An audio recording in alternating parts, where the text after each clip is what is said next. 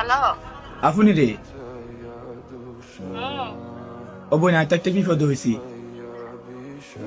কি বিপদ? আর কাছে হয়েছে ৭,০০০ টাকা হাইব বুঝেছ না ১৭০০ টাকা এখন এতে খালি কোন খুঁজে রে এখন সর মেয়েদের সামনে যাইতাম হারি না কি করবো বুঝি না নিজের কাছেও না একটি তো এখন কি করা যায়? এখন যদি তুই যদি একখানে ঝালা দিতে রে বোন এনে তো তুমি কয়দিন আগে আবার ১৫০০ টাকা লইছি পকেট করছে নাই কই এখন হাইতে খালি টিয়া খুঁজে কত হইব? ১৭০০ টাকা আচ্ছা যাও ফুল তোলে আরো বেশি করে হাঁটাম।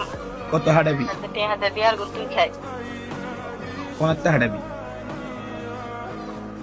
আজকে সকালে আচ্ছা আজ যখন তোরে যখন টিয়া দিবে লাগুই তখন মানে টিয়া দিদস কি লে মানে কি বুঝি তুই কি তোর বাইরে ভালোবাসস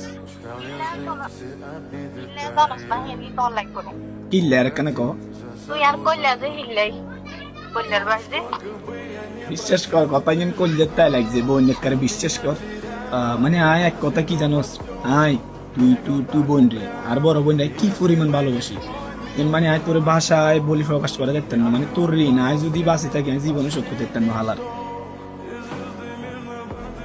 অলেজি মিস লিজাফু বলো ভাইয়া, ছোট ভাইয়া।